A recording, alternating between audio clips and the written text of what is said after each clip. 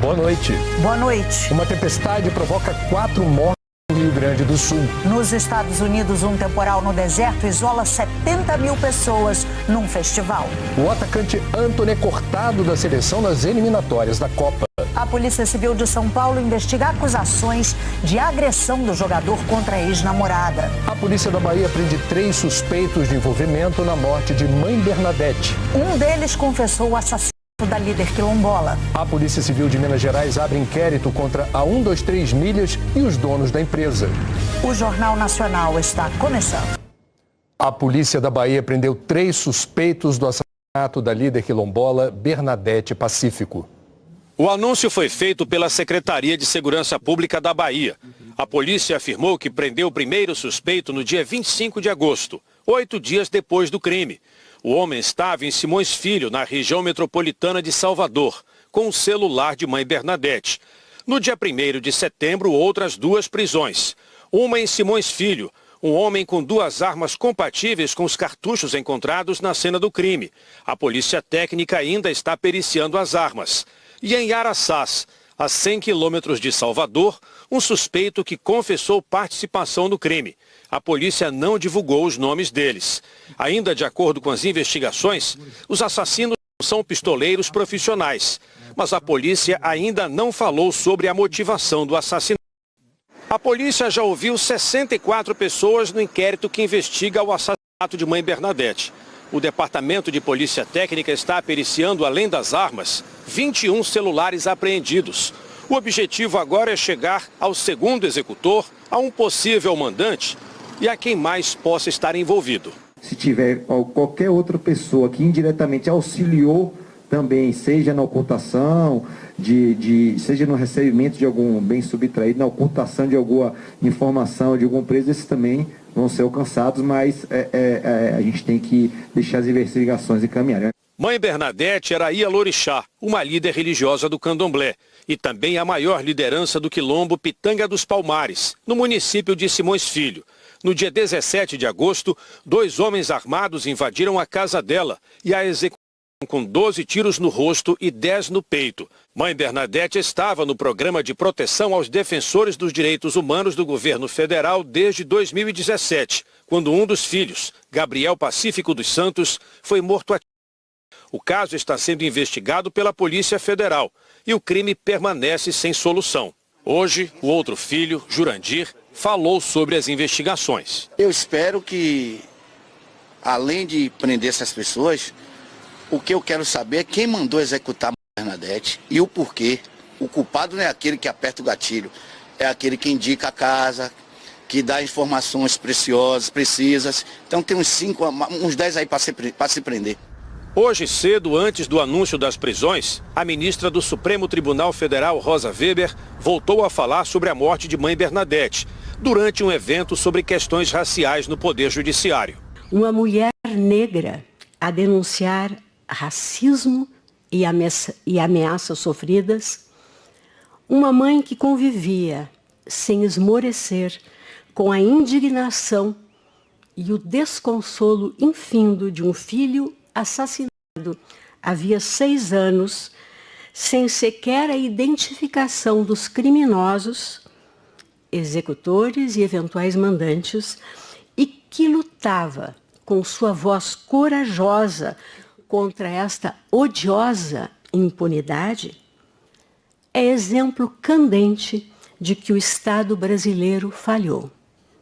E de que falhamos todos nós, cotidianamente, na defesa da vida, da integridade, dos valores e dos direitos da população negra em nosso país. É grave o estado de saúde do baixista do grupo Ultraje a Rigor. Rinaldo Oliveira Amaral, conhecido como Mingau, está na UTI do Hospital São Luís, em São Paulo, onde foi operado. Segundo o boletim médico, ele está sedado e respira com a ajuda de aparelhos. Mingau foi baleado na cabeça numa comunidade de Paraty, no Rio de Janeiro. Um suspeito está preso e a polícia investiga se os tiros foram disparados por traficantes de drogas. A ligação íntima entre o tráfico de drogas e a violência alimenta debates apaixonados desde a segunda metade do século passado. Na maioria imensa dos países, a regra é proibir o consumo e a venda dessas drogas, especialmente as mais perigosas como a cocaína, a heroína, o crack. Nos últimos 20 anos, ganhou força a opinião de que o combate ao tráfico é uma guerra inútil que provoca morte numa proporção maior do que as registradas por doses excessivas de drogas. Que o dinheiro empregado no aparato de repressão seria mais bem usado nos setores de saúde e de educação. E são muitos os argumentos que sustentam esse debate entre os defensores da proibição e os defensores da legalização das drogas. No Brasil, o Supremo Tribunal Federal está julgando se o porte de quantidades pequenas de maconha para consumo próprio deixará de ser crime ou não. Seja qual for a decisão, ela só vai valer para a maconha. As drogas pesadas continuarão sendo proibidas, tanto o consumo como o comércio. Essa discussão sobre a política ideal para a questão das drogas ocorre em muitos países, assim como as experiências de mudança dessas políticas. Nas últimas semanas, alguns dos órgãos de maior prestígio da imprensa internacional voltaram as atenções para dois casos: um estado americano e um país europeu, que deram passos bem mais amplos do que aquele que o STF está analisando no Brasil. Porque eles descriminalizaram também o consumo de drogas pesadas. Em Portugal e no estado do Oregon, autoridades e especialistas estão avaliando o que deu certo e o que precisa de aperfeiçoamentos em relação a essas iniciativas. Foi em 1999 que Portugal começou a discutir a descriminalização do uso de drogas. Foram necessários 2 anos de discussões entre o governo e representantes da sociedade civil até que a nova estratégia entrasse em vigor em 2001. O consumo de maconha, cocaína, heroína e de drogas mais pesadas continuou sendo considerado ilegal, mas o usuário não chega a ser preso. Para alguns casos, foi estabelecida a possibilidade de aplicação de multas. O governo português trocou as punições pela política da redução de danos ao permitir a compra e posse de suprimentos para 10 dias. Em vez de prisão, os usuários são fichados e encaminhados para comissões de saúde. Só que as autoridades falam agora num desgaste do modelo e se perguntam: chegou a hora de reconsiderar o projeto, aclamado por tantos países? Numa reportagem de julho deste ano, o jornal americano Washington Post destacou que outros países também tomaram medidas para lidar com os crimes relacionados às drogas fora do sistema penal, mas que ninguém na Europa institucionalizou mais essa iniciativa do que Portugal. Os especialistas que defendem a descriminalização destacam a queda das taxas de transmissão de HIV por meio de seringas em Portugal, além da diminuição de 16% da população carcerária nos primeiros 8 anos do projeto. O subdiretor do Serviço de Intervenção nos Comportamentos Aditivos e Dependências, Manuel Cardoso, explicou que o primeiro estudo com resultados sobre o modelo português foi publicado em 2009 e trouxe resultados positivos. Houve evolução, houve sucesso, mas foi durante muitos anos, né? E, portanto, agora precisamos de retomar essa capacidade de dar resposta às necessidades dos cidadãos. Segundo um estudo recente, o número de adultos que usam drogas ilícitas aumentou de quase 8% em 2001 para quase 13% em 2022. As taxas de overdose diminuíram de 2009 a 2011, mas nos 10 anos seguintes, o número aumentou. Recentemente, as amostras do esgoto em Lisboa apresentaram uma concentração de cocaína entre as mais altas da Europa. De 2021 a 2022, a criminalidade aumentou 14% em todo o país. E a polícia tem relacionado o aumento do número de usuários à disparada na criminalidade. Na cidade do Porto, no norte de Portugal, tem sido comum ver em lugares públicos e até mesmo próximo a escolas materiais de usuários de drogas, como tampas de seringa e pacotes de ácido cítrico para diluir heroína. Eu não saio de casa a pé. Quando vim morar para aqui há 10 anos, eu ia a pé daqui até à Beira-Rio e voltava. Eu não posso ir ao supermercado a pé porque não me sinto segura. Alguns críticos portugueses dizem que não são contrários à descriminalização, mas brigam para uma recriminalização limitada, como defendeu o prefeito Rui Moreira. A minha preocupação é assim, há locais, principalmente na proximidade das escolas, onde o tráfico e depois o consumo de drogas, nomeadamente injetáveis, tem que ter alguma forma de ser evitado. Em 2012, em plena crise econômica, Portugal descentralizou do Estado algumas operações relacionadas ao controle de drogas e reduziu drasticamente o investimento ao longo dos anos. Se compararmos o momento atual, mesmo assim, com 2000, estamos a milhas de distância. A verdade é que já estivemos muito melhor do que o que estamos hoje. A descriminalização, por si só, não é, digamos, uma poção mágica que resolve o problema dos consumos ou das dependências. Agora, em meio à discussão da medida, o governo português faz uma tentativa de salvar o modelo. Está criando um novo instituto destinado a revigorar os programas de prevenção às drogas. A representante do grupo de ativistas em tratamento, Diana Silva, explicou que o novo organismo deve começar a funcionar já no início do ano que vem. Terá condições para consumo fumado, terá condições para um pequeno lanche, portanto, condições que aqui a unidade móvel, infelizmente, não consegue ter. O estado americano do Oregon foi pioneiro na liberalização do consumo de drogas, com o apoio dos eleitores em votações sobre o tema. A maconha está proibida havia 40 anos nos Estados Unidos, quando o estado do Oregon foi na contramão. Em 1973, o estado descriminalizou o porte de pequena quantidade de maconha. Era o auge da guerra às drogas. Campanha mundial encabeçada pelo governo americano para combater drogas ilícitas. Ao longo dos anos, vários estados seguiram o exemplo do Oregon. Hoje, a maconha é legalizada para uso medicinal na maior parte do país. E em 23 estados é liberada também para uso recreativo. Silvia Martins é pesquisadora na Universidade Columbia, em Nova York. A gente viu que houve um aumento de uso e uso frequente em adultos com 26 anos ou mais. E um pequeno aumento em abuso e dependência também em adultos com 26 anos ou mais. Mas a gente não viu aumento de uso entre adolescentes. Para o mercado, a legalização da maconha formalizou uma indústria que no ano passado arrecadou 32 bilhões de dólares em vendas. Dos estados, resultou em aumento de receita através da cobrança de impostos.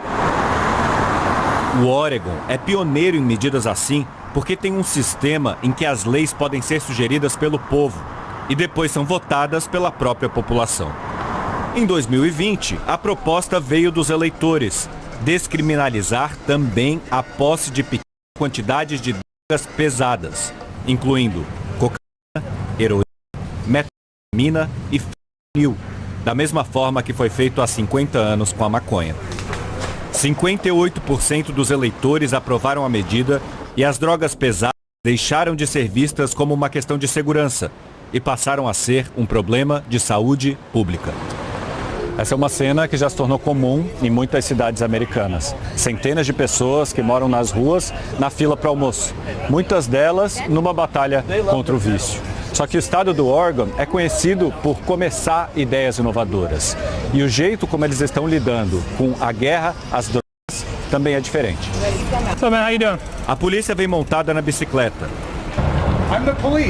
E quando encontra a Michelle, dá uma multa pelo porte de pequena quantidade de droga e um cartão, com um número para ela ligar e procurar ajuda.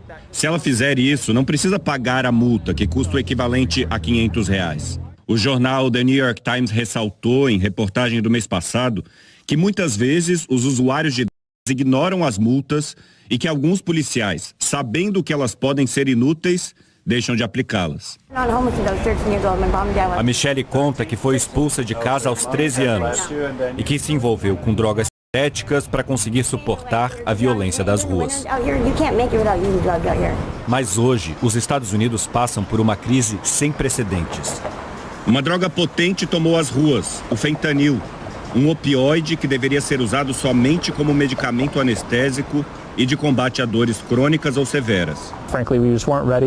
Nós não estávamos preparados para lidar ao mesmo tempo com a crise do fentanil e com a descriminalização do porte de drogas, conta o policial David Baer. Já dei multa para a mesma pessoa 2 vezes no mesmo dia. O deputado estadual Rob Knowles foi um dos maiores defensores da descriminalização das drogas pesadas. Ele afirma que a política não está relacionada ao aumento do número de óbitos por overdose no estado. Em 2011, eram 13 óbitos a cada 100 mil pessoas. Em 2021, o número subiu para 26 a cada 100 mil. No país todo, o número subiu ainda mais. Rob diz que esse crescimento foi por causa da epidemia do fentanil. Ele admite que o Oregon está tendo dificuldade para implementar a medida do jeito certo, principalmente a parte da lei que prevê tratamento de reabilitação amplo e gratuito. A ideia do programa era usar o dinheiro dos impostos da venda legalizada de maconha para o tratamento de dependentes químicos. 3, 2, 1... Mas só no mês passado, quase 3 anos depois da descriminalização, o Estado abriu a primeira clínica de reabilitação financiada pela nova medida. Joe Barresi, o diretor dessa nova clínica de reabilitação, mostra que no prédio há 16 leitos com supervisão 24 horas por dia. Keith Humphreys é uma das maiores autoridades em dependência química nos Estados Unidos e aconselha os políticos do Oregon. Ele diz que a medida até agora fracassou. Que o Estado é hoje recordista no uso de drogas e está em último lugar na oferta de tratamento, e que os 16 leitos que abriram até agora não são nem o começo. Ele defende que não se pode acreditar que o combate às drogas é apenas um assunto de saúde pública ou apenas de polícia. Que o papel da polícia hoje tem que mudar, de forma a coibir o uso e encaminhar os dependentes à assistência de saúde. O Shed, dependente químico que conhecemos nas ruas de Portland, que é a maior cidade do Oregon, disse que ele mesmo teve que salvar 5 pessoas da morte só na semana passada e que o mais difícil da vida na rua é sair dela. A Caterine alimenta com fórmula infantil um filhote de esquilo que encontrou na rua. Quando pergunto por que começou a usar drogas, ela diz: solidão. O diretor da clínica recém-inaugurada também já foi dependente químico. Ele acha que o mais difícil é restabelecer no paciente o amor próprio. A seguir, a investigação da Polícia Civil de Minas sobre a 123 Milhas e os proprietários da empresa. O atacante Anthony é cortado da seleção brasileira em meio a suspeitas de agressões a ex-namorado. A Polícia Civil de Minas Gerais abriu um inquérito contra a empresa 123 Milhas e os donos. O inquérito reúne mais de 150 registros de ocorrência encaminhados à Delegacia de Defesa do Consumidor em Belo Horizonte. Desde a semana passada, a polícia investiga se a 123 Milhas se beneficiou ao, supostamente, vender passagens promocionais com antecedência e em quantidades maiores do que a disponibilidade dos voos. E também apura se a empresa cometeu crimes com a suspensão da emissão dos bilhetes e da utilização dos vouchers que havia oferecido aos clientes. Poderiam incorrer num crime contra a economia popular, supostamente até uma pirâmide financeira, um crime contra a relação de consumo ou até mesmo um estelionato. Angariar através, no caso da empresa, através da publicidade em massa, vários clientes, mesmo sabendo que seria muito difícil arcar com um compromisso contratual no prazo estendido que eles deram. Hoje a Polícia Civil aqui de Minas começou a ouvir consumidores prejudicados pela 123 Milhas. Ainda este mês, os investigadores devem intimar testemunhas e representantes da empresa. O Ministério Público de Minas Gerais investiga a 123 Milhas desde o início do ano, pela promessa de reembolso por meio de voucher e não com a devolução do dinheiro. O MP também entrou com uma ação civil pública para que os consumidores sejam ressarcidos pelos prejuízos. Eventualmente a gente pode ter situações de erro de empresa, mas também podemos ter situações de fraude. E a questão da desestruturação me pareceu muito clara a partir do momento que a gente via uma desconformidade do modelo de negócio que acabou culminando com a suspensão da linha Promo por parte da própria empresa. A Maria juntou dinheiro por 3 anos para comprar uma viagem para Lisboa. Com a passagem cancelada pela 123 Milhas, decidiu pagar 5 vezes mais. Eu fiquei muito, muito decepcionada. Eu não quero deixar de realizar a minha vontade, porque é uma coisa que eu permiti para mim mesma. Eu lutei para isso, mas eu vou para a Europa. A 123 Milhas afirmou que, mesmo com a recuperação judicial, segue em tratativas com o Ministério Público, a Senacom e diversos PROCONs para chegar a um acordo com consumidores, fornecedores e parceiros. A empresa e os sócios reafirmam que jamais agiram de má fé e que permanecem fornecendo esclarecimentos às autoridades. Uma parceria da usina de Itaipu com o Exército está levando luz para uma comunidade indígena na Amazônia. A comunidade indígena Baniuá fica na fronteira do Brasil com a Colômbia, numa região de difícil acesso, cercada por 300 quilômetros de floresta. Aqui não há linhas de transmissão de energia elétrica. Os aparelhos que fornecem luz aos moradores vêm de longe. O projeto foi desenvolvido no Parque Tecnológico Itaipu, instituição financiada pela usina hidrelétrica, com foco em pesquisa. Para levar todos os equipamentos de geração e armazenamento de energia de Foz do Iguaçu até a comunidade indígena, foram 22 dias de viagem entre asfalto e água. A mini usina tem 360 placas solares e produz energia suficiente para atender 600 pessoas, entre indígenas e militares do Exército, que mantém uma base no local. Além das placas solares, baterias foram instaladas para garantir o funcionamento da iluminação e de equipamentos à noite e em dias com o tempo fechado. Aqui em Foz do Iguaçu, técnicos do Parque Tecnológico Itaipu adaptaram tecnologias já existentes à realidade amazônica. O desafio era fazer com que o sistema resistisse às condições de calor, chuva e umidade da região. As baterias foram blindadas para evitar o contato com o ambiente. Com isso, a gente mitigou esse cenário aí da umidade e da temperatura, trazendo um sistema um pouco mais robusto para a questão amazônica.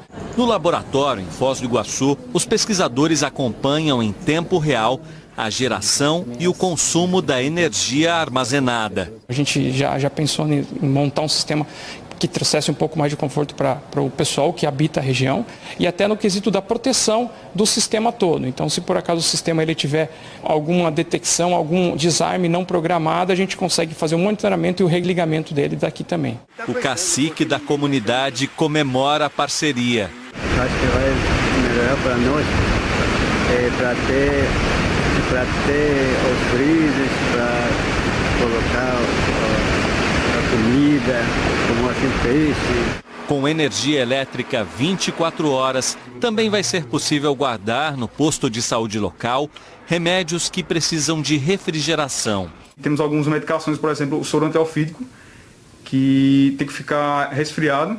E agora a gente vai ter a possibilidade de armazenar, por exemplo, esse tipo de medicações aqui. O Ministério da Justiça informou que recebeu as imagens das câmeras de segurança do Aeroporto Internacional de Roma, que mostram um grupo de brasileiros hostilizando o ministro do Supremo Tribunal Federal, Alexandre de Moraes, e a família dele. Segundo o Ministério, as novas imagens que estão sob sigilo já foram encaminhadas à Polícia Federal. A Justiça de Mato Grosso condenou um apoiador do ex-presidente Jair Bolsonaro que matou o eleitor do então candidato à presidência, Luiz Inácio Lula da Silva, durante uma discussão política em setembro do ano passado. Rafael Silva de Oliveira, de 24 anos, foi condenado a 14 anos de prisão por homicídio triplamente qualificado. A vítima, Benedito Cardoso dos Santos, tinha 42 anos. No julgamento, o réu manteve a confissão e voltou a dizer que não se arrependeu do crime. Tentamos o contato com a defesa de Rafael, mas não tivemos retorno.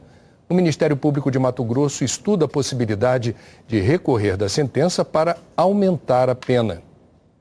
O atacante Antony, do Manchester United, foi desconvocado hoje da seleção brasileira. Ele é suspeito de agressões contra a ex-namorada. Antony era aguardado em Belém para iniciar os trabalhos com a seleção, que estreia nesta sexta-feira nas eliminatórias sul-americanas para a Copa, contra a Bolívia.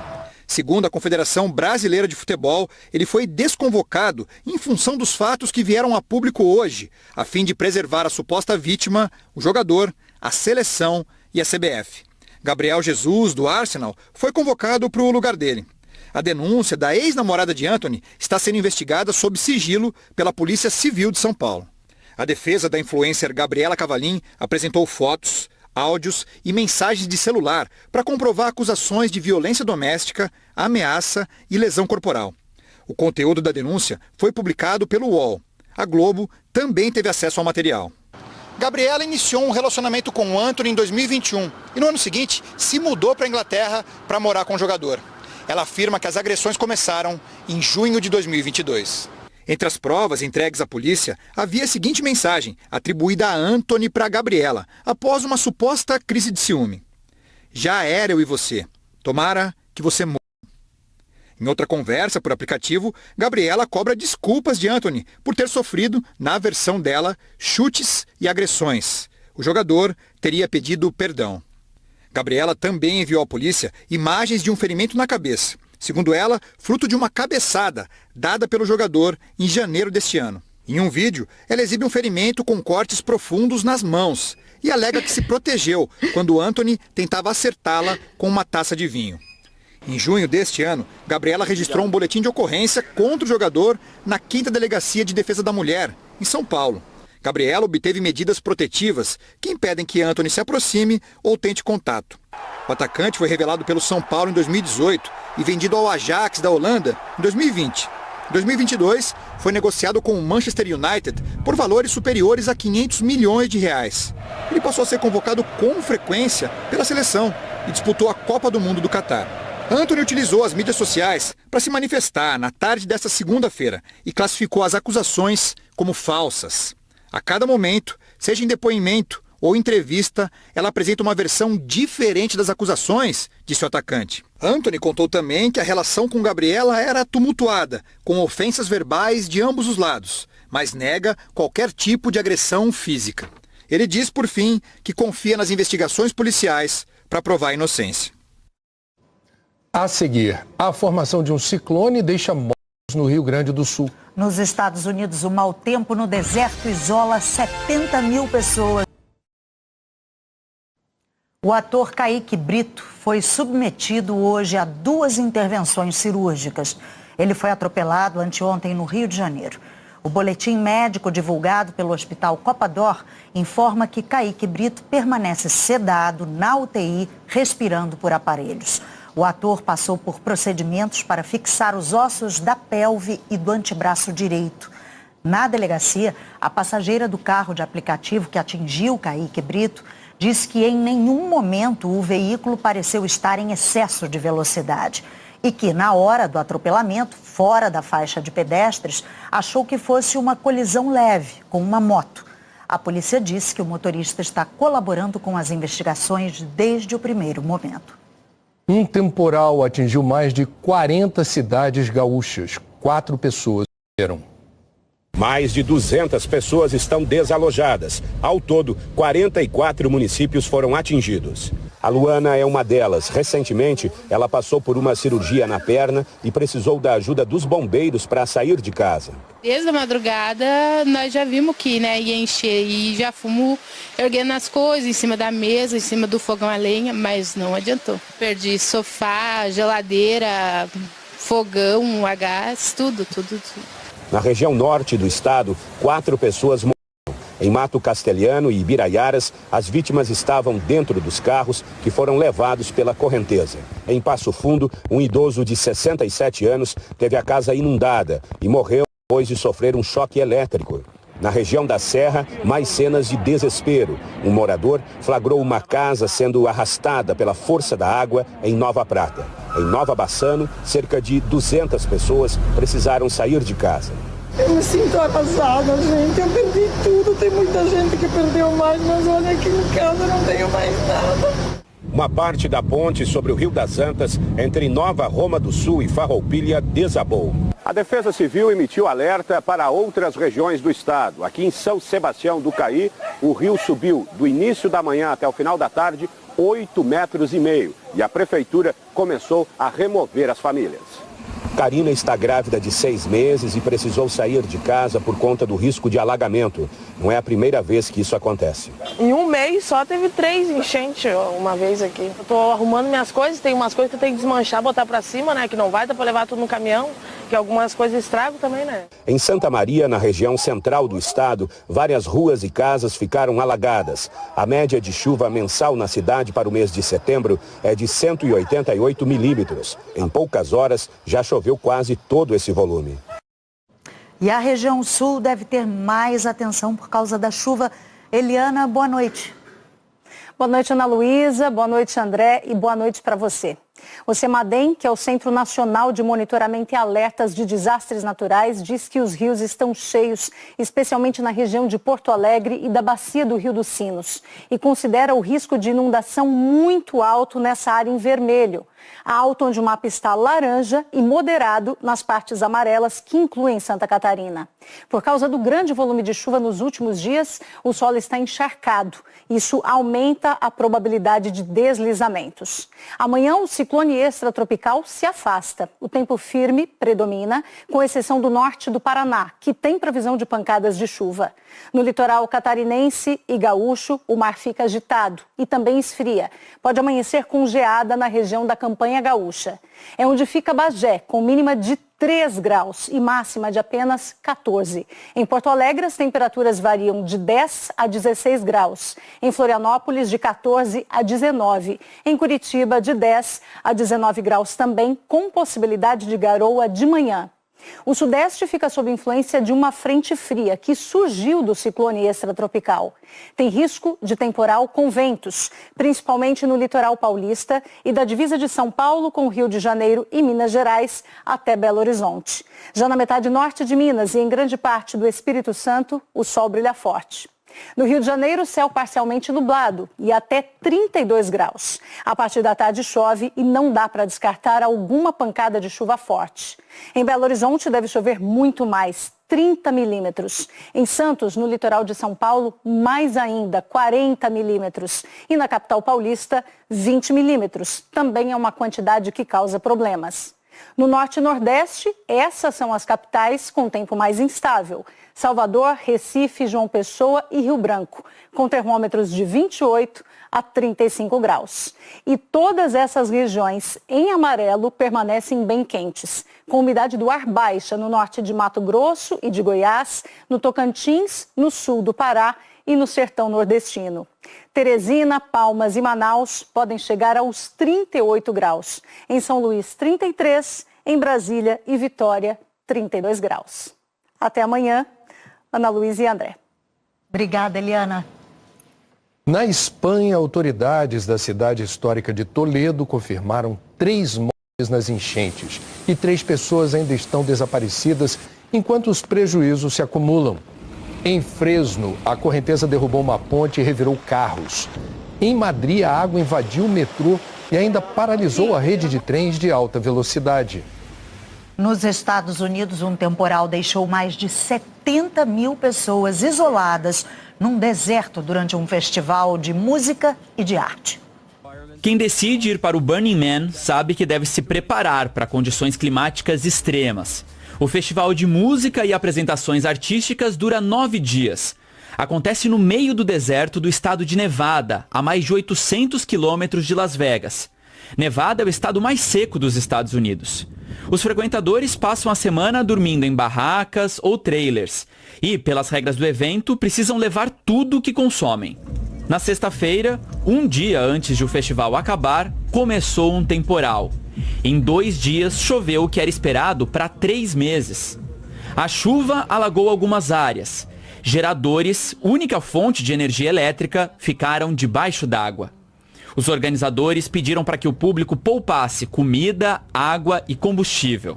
Nós dividimos nosso alimento com outras pessoas dividiram dicas de como sair, de como chegar nos lugares. Uma pessoa morreu durante o temporal. A polícia investiga a causa. Esse ano, 72 mil pessoas se reuniram no Burning Man. A água que caiu nos últimos dias transformou o deserto num grande lamaçal. Parte dos visitantes manteve o clima de festa, mas para quem tentou ir embora, foi uma dor de cabeça. Milhares de veículos ficaram atolados. Quem não tinha carro foi embora andando. Esse casal caminhou por 10 quilômetros na lama até conseguir chegar numa estrada de asfalto. No passado, o encerramento do Burning Man provocou um imenso engarrafamento. Desta vez, o festival, que surgiu há 37 anos com o objetivo de questionar o consumo em massa, sentiu na pele outro efeito, o do clima extremo. A seguir, como foi o primeiro fim de semana do festival The Town. O mega festival The Town agitou o fim de semana em São Paulo.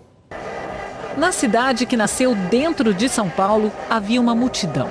100 mil pessoas por dia ocuparam as alamedas entre os arranha-céus e os prédios históricos. A cara da metrópole que recebe gente do Brasil todo. É meu primeiro festival de música, de rock, eu tô amando. E amanhã, segunda-feira, como é que vai estar? Acabada. É que domingo foi dia de dançar. Luísa Sonza chacoalhou o palco Skyline. Eu sou musa pela metade. Enquanto um patrimônio nacional, nem Mato Grosso, puxava o coro.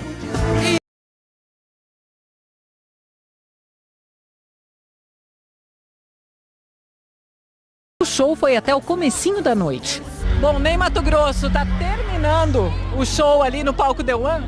E a gente está seguindo aqui, olha, com a multidão, porque agora, no palco bem em frente, que é o Skyline, vai começar o Alok. Olha só a galera toda indo nessa direção. Vamos junto. A performance de um dos maiores DJs do mundo também é um show tecnológico. Deu tudo certo, consegui voar os drones, consegui ligar o laser, os fogos, e foi maravilhoso.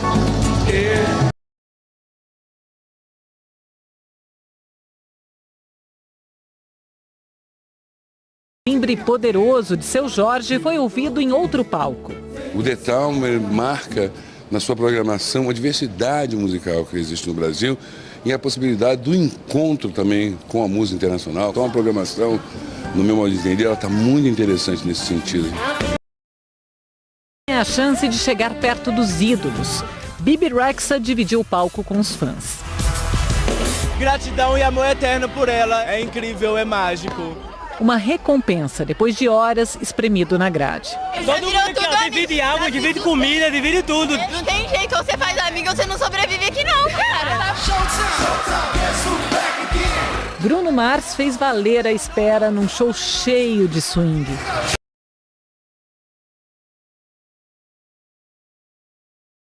Teve até um hino da música brasileira.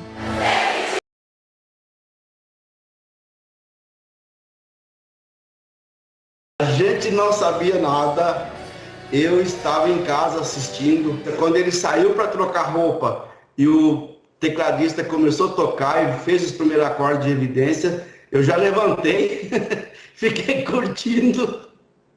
Fiquei emocionado, até de lembrar agora, eu fico emocionado novamente. Fiquei procurando se tinha uma cifra, uma partitura, não. Ele fez lição de casa mesmo, ele sabia tocar cada acorde perfeito. Bruno Mars volta ao The Town no fim de semana que vem. Não só ele. Domingo que vem estamos aqui pelo Bruno Mars, na grade.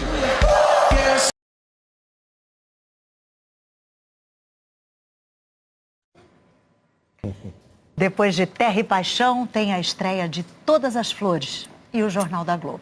Boa noite. Uma boa noite para você. Fala galera, beleza? Aqui quem fala é o Diego, canal Diego Esportes. E tô chegando para te avisar que vai ter Chapecoense e Guarani pela 27ª rodada do Campeonato Brasileiro da Série B. E nesse vídeo você vai saber tudo sobre esse confronto. As principais e últimas informações da equipe da Chapecoense e também as últimas notícias da equipe do Guarani. A Chapecoense, que vem de 2 empates seguidos e atualmente tem a mesma pontuação do Sampaio Corrêa, que abre a zona de rebaixamento, precisa dos 3 pontos jogando em casa para poder não correr o risco de entrar no Z4. Já o Guarani, sexto colocado e perto do G4, vencendo, pode até assumir a vice-liderança. Então, se você é torcedor da Chapecoense ou torcedor do Guarani, já faço o convite, se inscreva agora aqui no nosso canal, já vai deixando seu like no vídeo para nos ajudar, ativa também o sininho de notificação para você receber nossos próximos vídeos e comenta aí embaixo o seu palpite, porque na terça-feira, às 9h30 da noite no horário de Brasília, Chapecoense e Guarani se enfrentam pela 27ª rodada do Campeonato Brasileiro da Série B na Arena Condá, em Chapecó. O Verdão do Oeste ficou no empate com o Juventude em Caxias do Sul. Com esse resultado, conseguiu deixar a zona de rebaixamento, mas fica à frente de Avaí e Sampaio Corrêa, graças aos critérios de desempate. O trio tem 27 pontos e o time maranhense é o primeiro dentro do Z4. Sob o comando de Claudinei Oliveira, o Verdão do Oeste tenta melhorar seus números como mandante. Em 13 jogos disputados na Arena Condá, a Chape venceu apenas 3. O aproveitamento de pontos é de 35,8% dos pontos disputados. Suspenso, o volante Gustavo Casonati está fora da partida. Então, a provável escalação da Chapecoense deve ter Ayrton, Roney, Bruno Leonardo, Lucas Freitas e Mancha, Richard, Pavani e Caio Mendes, Marcinho, Kaique e Alisson Farias. Já pelo lado do Guarani, o Bugre está em grande momento. A vitória sobre a rival Ponte Preta no Derby 206, disputado no estádio Brinco de Ouro da Princesa no sábado, colocou a equipe treinada por Humberto Louser na rota do acesso. Hoje o time é o 6º colocado com 44 pontos, ficando atrás do 4º colocado Criciúma nos critérios de desempate. Para deixar o time ainda mais confiante, Louser tem grandes chances de repetir a escalação em Santa Catarina, já que não tem problemas de suspensão. Agora a análise será sobre a questão física. Fora de casa, o Guarani tem um aproveitamento de 38% dos pontos disputados, o 9º melhor dentro da Série B. Provável escalação do Guarani então: Pegorari, Diogo Matheus, Alan Santos, Lucão e Mike, Matheus Bueno, Matheus Barbosa e Bruninho, Bruno José, João Vitor e Derek. Hoje, a Chapecoense é a 15ª colocada, 26 jogos, 27 pontos, tem campanha de 6 vitórias, 9 empates, 11 derrotas, marcou 26 gols, sofreu 30, tem um saldo de -4. Já a equipe do Guarani, 6ª colocada, 26 jogos, 44 pontos, 12 vitórias, 8 empates, 6 derrotas, 32 gols marcados, 20 gols sofridos e um saldo positivo de 12 gols. Na rodada passada, a Chape fora de casa ficou no 0-0 com o Juventude e o Guarani, no Brinco de Ouro da Princesa, bateu a Ponte Preta por 1-0, gol de Bruno José. Aí na próxima rodada, a Chapecoense tem o confronto direto, fora de casa, com o Sampaio Corrêa, e na próxima rodada o Guarani, em casa, vai receber a equipe da Tombense. Esses 2 jogos vão ser válidos pela 28ª rodada. Então é isso, rapaziada. Desejamos a todos aí um ótimo jogo, que vença o melhor, fiquem todos com Deus e até a próxima.